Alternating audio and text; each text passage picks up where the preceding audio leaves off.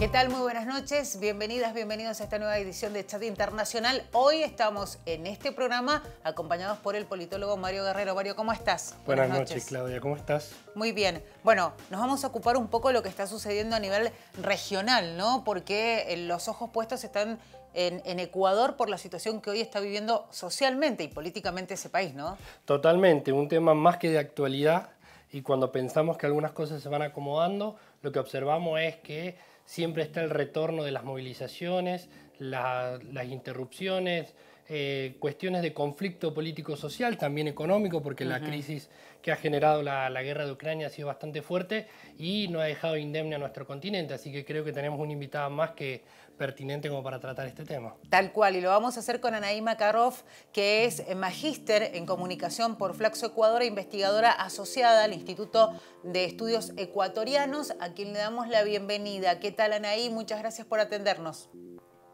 Bueno, muchas gracias por la invitación y a todos los televidentes.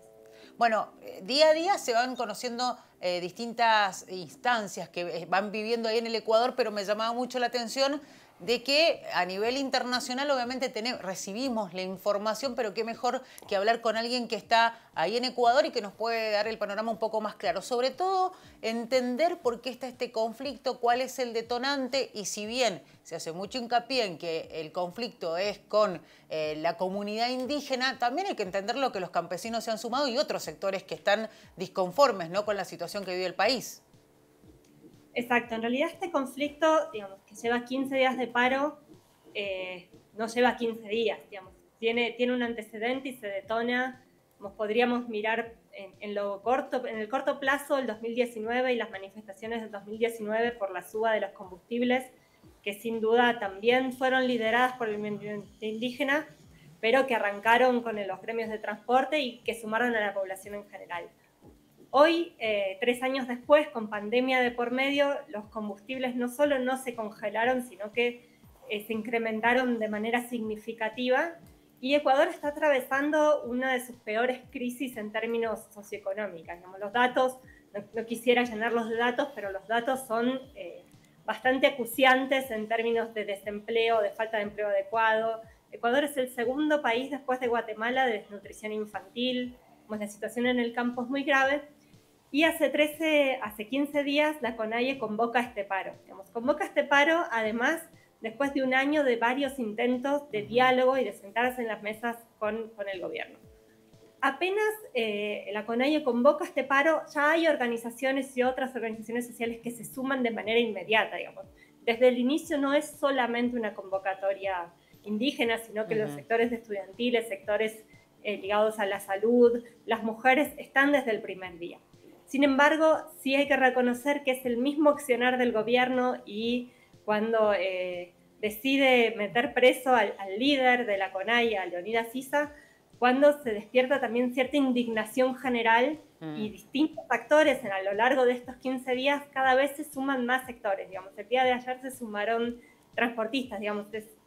Lo que intento decir es que desde el inicio hay otras organizaciones, pero además día a día se suman nuevas organizaciones que se acoplan al paro y que muestran el descontento, no solo con la situación, porque los 10 puntos que plantea la CONAIE no son solo para el movimiento indígena, sino que tienen que ver con la situación económica que vive el gran porcentaje de ecuatorianas y ecuatorianos, sino que cada día ante las distintos accionarios y respuestas o faltas de respuestas del gobierno, hay nuevos actores que se suman a este paro nacional.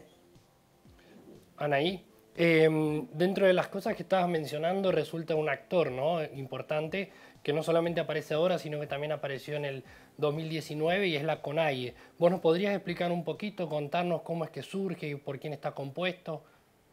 Claro, la CONAIE surge en 1986 y es un poco la organización que nuclea las distintas formas organizativas que tiene el movimiento indígena, ¿no? El movimiento indígena tiene una forma organizativa muy interesante que se basa en el territorio, en las comunidades de base, y que va subiendo a escala nacional. Esto es importante porque, digamos, no se puede entender, sobre todo cuando se intenta negociar con la CONAIE, digamos, el gobierno intenta negociar con su figura visible, que es el presidente, pero toda decisión que toma la CONAIE baja a asambleas y baja a una consulta a los territorios, por eso también toma otros tiempos.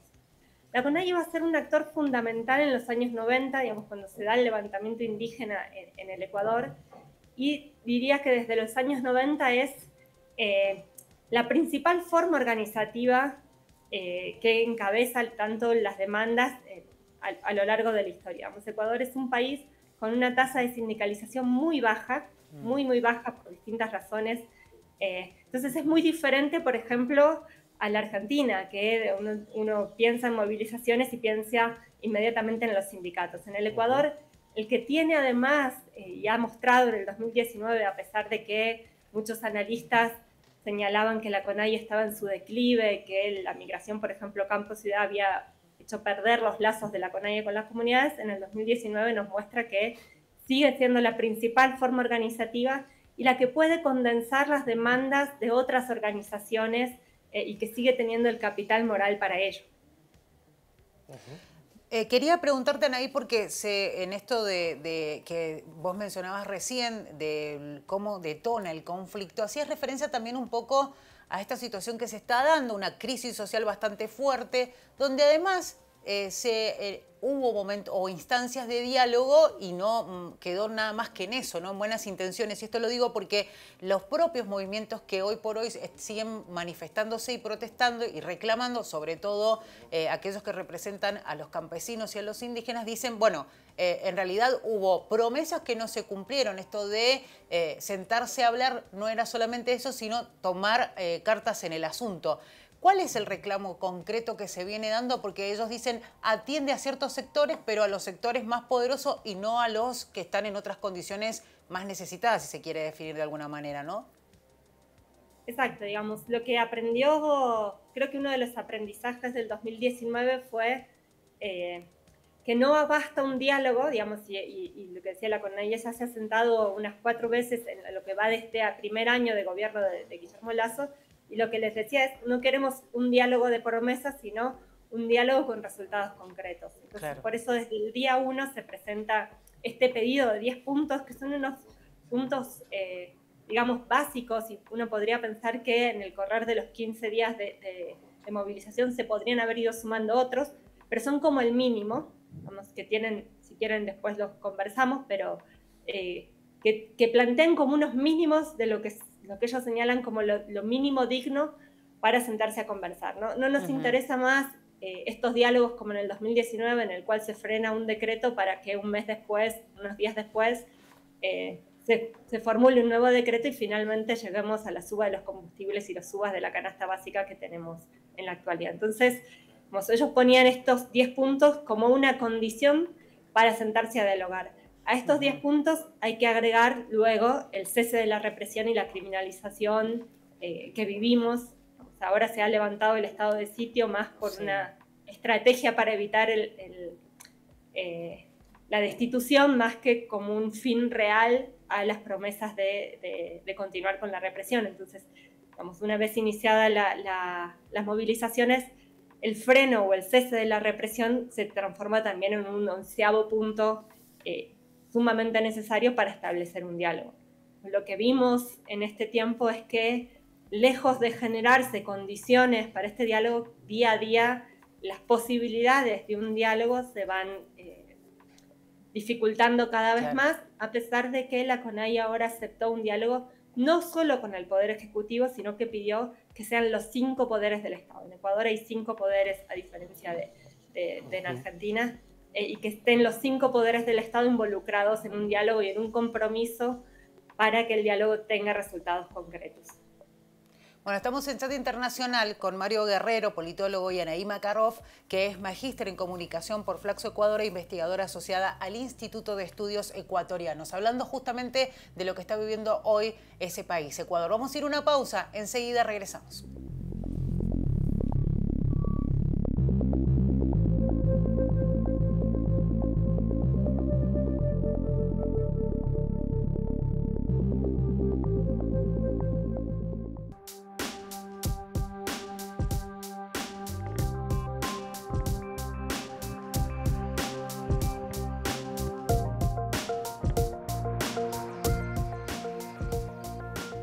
Estamos en Chat Internacional en el 30 de la TDA, 22 de Supercanal HD y en www.unidiversidad.com.ar. Hoy nos toca hablar de Ecuador y lo hacemos con Mario Guerrero, politólogo, que lo tenemos acá en el estudio como parte de este programa, como ustedes ya saben, y además con Anaí Makarov, que es magíster en comunicación por Flaxo Ecuador e investigadora asociada al Instituto de Estudios Ecuatorianos. Y retomando algo de lo que veníamos hablando, ¿no? Anaí hizo mención de que existían 10 puntos sobre los cuales la CONAIE venía trabajando y queríamos recuperar esto. ¿Vos podrías desarrollarnos un poquito más, Anaí? Perdón. Sí, claro, muy brevemente. Bueno, el primero tiene que ver exactamente con la reducción del precio de los combustibles, que es algo a lo que se dio ayer el presidente. Sin embargo, la reducción que está pidiendo la CONAIE a los precios de los combustibles es mucho mayor que la que finalmente se dio ayer. Los otros tienen que ver con las moratorias, especialmente de los microcréditos. Digamos, todo el sector campesino está fuertemente endeudado, principalmente con la banca privada por la falta de créditos públicos. El gobierno hizo una primera respuesta a esto diciendo que iba a haber una moratoria a los créditos hasta $3.000, pero en realidad la mayoría de las y los campesinos necesitan por lo menos entre 4.000 y 5.000 de crédito para poder producir, con lo cual en realidad la respuesta del gobierno no abarcaría a la gran población campesina endeudada. Lo otro tiene que ver con los precios justos para los productos agrícolas. Ecuador es un país agroexportador, pero además es un país que por suerte todavía casi el 80% de lo que se produce, de lo que se consume, se produce localmente. Sin embargo, hay una gran distancia entre lo que ganan las y los campesinos y los precios que finalmente llegan al consumidor. Y lo mismo en términos de exportación. Lo otro es una demanda por mejores condiciones laborales y derechos laborales. Digamos, como les decía, hay una solo el 32% de la población tiene un empleo adecuado, y si miramos en el mundo indígena esto se reduce incluso un 15%. Lo otro, que es un tema fundamental en las comunidades, que es la no expansión de la frontera petrolera y la frontera minera. El respeto a los 21 derechos colectivos, que es algo que está en la Constitución y sin embargo no se respeta, entre ellos el derecho a la consulta previa e informada para las explotaciones mineras. El alto a las privatizaciones. Este gobierno ya está empezando un camino de privatización de sectores estratégicos con el mismo argumento general que se tiene en los gobiernos neoliberales de que las empresas públicas no funcionan. Entonces se pide justamente un alto al avance de las privatizaciones, un control de precios y especulación. Lo que tenemos en el Ecuador es que en los últimos meses una gran inflación, aunque el gobierno diga que es una de las menores de la región, cada semana sube el aceite, sube la leche. Entonces lo que se pide es un control de precios y a la especulación de mercado. Declarar en emergencia los sistemas de salud y el sistema de educación. Hay unas promesas de campaña respecto al acceso a educación que no se cumplieron, y en el último tiempo un faltante de medicamentos en gran parte del sistema de salud. Y por último, el tema de la inseguridad. Claro. Hay mucho discurso de que se ha roto la paz, de la necesidad de volver a la paz. Sin embargo, algo que es novedoso en Ecuador, el último año los índices de violencia e inseguridad han subido a cifras que no se recordaban, con una matanza carcelaria muy grande. Más de 300 muertos en las cárceles el último año, y con casos de sicariato. En ciertas provincias hay un asesinato por sicariato cada 6 horas. Esto es algo que en Ecuador no pasaba. Hay coches bombas, cuerpos colgando de los puentes. Era algo que en general el Ecuador lo miraba con asombro y que pasaba en Colombia, pero no pasaba en Ecuador. Lo que se ve es un ingreso de bandas de narcotráfico en el último año acelerado, y algo que no se suele mencionar y que sale en los medios de manera a cuentagotas es las relaciones, porque en general cada vez que hay uno de estos casos se encuentra que hay 1, 2, 3 policías involucrados en estos casos, tanto de sicariato como de narcotráfico. Entonces estos son los 10 puntos de la CONAIE. Anaí, vamos a repasar el mensaje, si te parece, parte del mensaje del presidente de Ecuador, de Guillermo Lasso, que se dio a conocer en los últimos días, sobre todo porque fue un mensaje bastante claro, lo analizamos, vamos a escuchar un fragmento nada más, porque da la sensación de que el mensaje en definitiva fue terminar criminalizando la protesta y la demanda social que hoy por hoy tiene Ecuador. De eso vamos a hablar, pero después de escuchar el fragmento del mensaje. ¿Te parece? Perfecto. Lo escuchamos. Ecuatorianos, el día viernes tomamos medidas que permitieron que buena parte de quienes se sintieron engañados por sus dirigentes regresen a sus respectivas comunidades. Ayer se derogó el estado de excepción, pero la respuesta fue más actos de violencia y terrorismo. Para los que no quieren dialogar, no insistiremos, pero tampoco podemos esperar para dar las respuestas que nuestros hermanos en todo el Ecuador tanto ansían. Asumimos directamente el compromiso de resolver todos los puntos de la agenda de nuestros hermanos indígenas y campesinos. Bueno, esto era parte del mensaje, ¿no? Era un poco más extenso, pero bueno, nos llamaba la atención de pronto cómo manejaba el tema de qué va a suceder con quienes sigan protestando, en definitiva, porque a eso apunta, ¿no? Cuando habla de aquellos que no sigan o que no obedezcan las decisiones que puedan tomar. ¿Cuál es la percepción que tienen socialmente y cómo los medios manejan la información también ahí en Ecuador? Sí, si me permiten, creo que hay 3 elementos claves del discurso que son fundamentales también de cómo los medios han emprendido una campaña. La primera es esta permanente infantilización de las comunidades indígenas. Es esta idea de hay un líder malévolo, desestabilizador, vinculado al narcotráfico y al crimen organizado, que engaña a las comunidades. Estamos hablando de que hay 10.000 indígenas en la ciudad de Quito, engañados. Entonces hay una permanente infantilización de personas que son traídas a la ciudad de Quito como si no tuvieran capacidad de raciocinio sobre su propia realidad y salieran a las calles por propio convencimiento. Eso es algo que se está instalando muy fuerte porque a nivel social hay un respaldo a la demanda indígena. Entonces, como no se puede desvirtuar la demanda indígena, se está empezando a hablar de indígenas engañados con demandas legítimas, pero modos e ilegítimos, con líderes ilegítimos. Y ahí está el segundo elemento que plantea, ¿no? Digamos,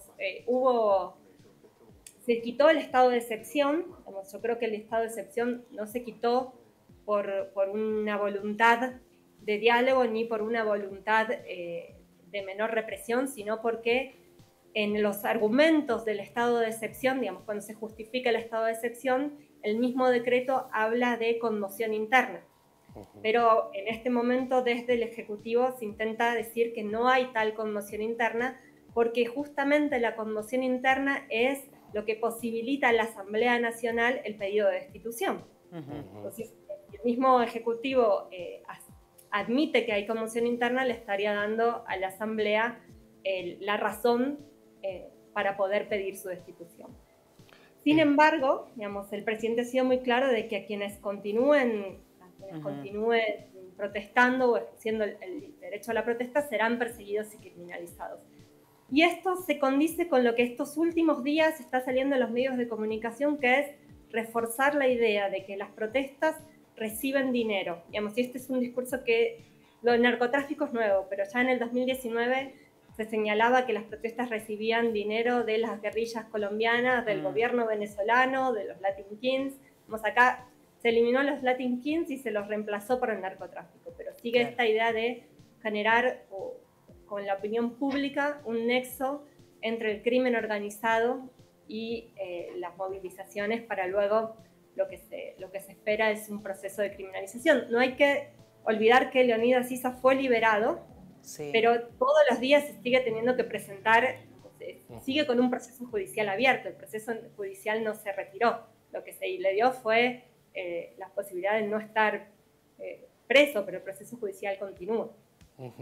Retomando un poco lo que planteaba el presidente Lasso y en relación a lo que bien mencionabas vos, él decía de que se había derogado el decreto que establecía el estado de excepción, el cual, si bien yo mal no me equivoco, alcanzaba 3 regiones de Ecuador, pero ese borrador fue quitado una vez que empezó a circular, si bien tenía la firma del presidente, y se sacó de circulación y después apareció otro borrador.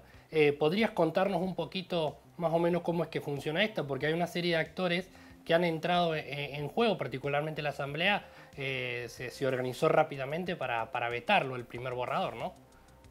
Exacto, ahí hubo algo muy sintomático, que es un primer borrador que circuló con firma del presidente, el cual contenía 2 artículos gravísimos e inconstitucionales. Uno que regulaba incluso la información de redes, digamos, regulaba el uso de Internet, y además donde se habilitaba el uso de la fuerza letal en el mismo borrador.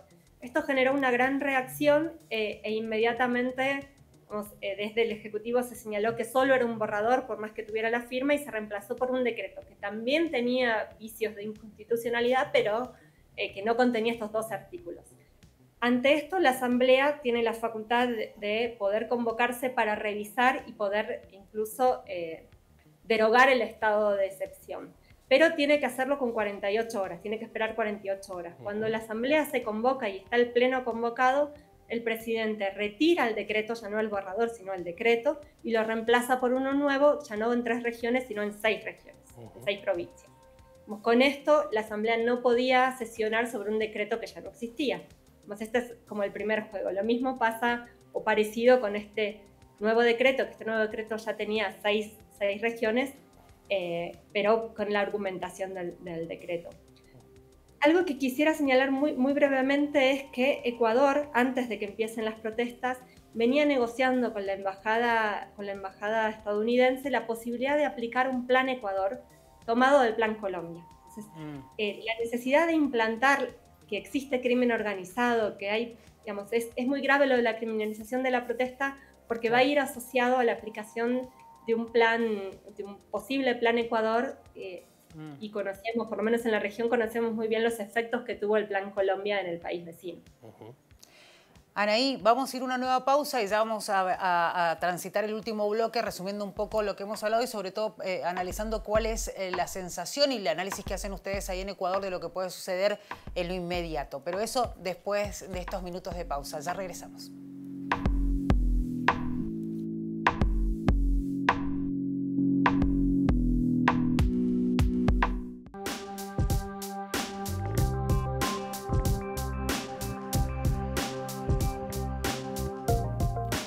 En Chat Internacional. Último bloque, es cortito el bloque, así es que vamos a ir rápido, Mario, a la pregunta que le queríamos hacer a Anaí. Sí, queríamos discutir un poco de cara a lo que el futuro a mediano plazo, ¿no? En el sentido de cómo es que se van a reorganizar las fuerzas políticas en Ecuador, más teniendo en cuenta lo que aconteció el año pasado, en donde la imposibilidad de constituir un frente de izquierda amplio posibilitó el hecho de que Lasso llegara con menos votos de lo que usualmente llegó en otras contiendas a instancias decisivas. Sí, exacto. El año anterior, digamos, Lasso gana con menos votos de los que pierde en la anterior elección con Lenín Moreno. Esta es su tercera presentación. Y esto tiene que ver no tanto con que el proyecto de las élites, porque es la primera vez que las élites en mucho tiempo ganan unas elecciones, haya generado mayor apoyo, sino con la fragmentación del resto de las fuerzas, ¿no? Digamos, principalmente Pachacutic y el correísmo UNES. Digamos, y en este sentido también le genera Lasso haber asumido la presidencia con una absoluta minoría en la Asamblea. Entonces uno podría haber pensado que los sectores de izquierda, Pachacutic, UNES y la izquierda democrática, si lograban juntarse, podían generar un bloque sólido de oposición. Sin embargo, ahí sigue primando, digamos, por muchísimas razones, no es un enfrentamiento que no tenga un origen histórico y que no tenga razones, tiene razones para estar, pero sigue primando esta oposición, incluso en momentos en los que se esperaría que actúen como un bloque o que tienen espacios de encuentro, sobre todo con la avanzada de políticas neoliberales y de leyes que propone el gobierno. De todos modos, ha sido muy tensa la relación entre el Ejecutivo y la Asamblea. El presidente ha amenazado varias veces con aplicar la muerte cruzada, que es lo que hoy está discutiendo la Asamblea, pero desde la Asamblea varias veces ha amenazado con disolver el Parlamento y llamar a elecciones anticipadas, cosa que no ha hecho. También porque, digamos, en las últimas mediciones, Lasso tiene una desaprobación de más del 80%. Entonces, en este momento no le convendría una elección anticipada. Y esto también genera una expectativa de qué va a pasar en la votación respecto a la destitución. Sabemos que tanto UNES como Pachacutic van a votar a favor de la destitución. La Izquierda Democrática ya señaló que va a votar en contra. Y ahí un poco el dirimente podría ser el Partido Social Cristiano, el partido que fue en alianza con Lasso para la presidencia, pero que Lasso apenas asumir, traicionó esa alianza. Este es un partido ligado a las élites agroexportadoras de la costa, pero que en una disputa entre poder, entre élites, y como quedó un poco fuera del plan de gobierno, podría generar una sorpresa. Si bien señaló que no iba a votar a favor, podría ser quien dirima los votos que faltan para la destitución del presidente.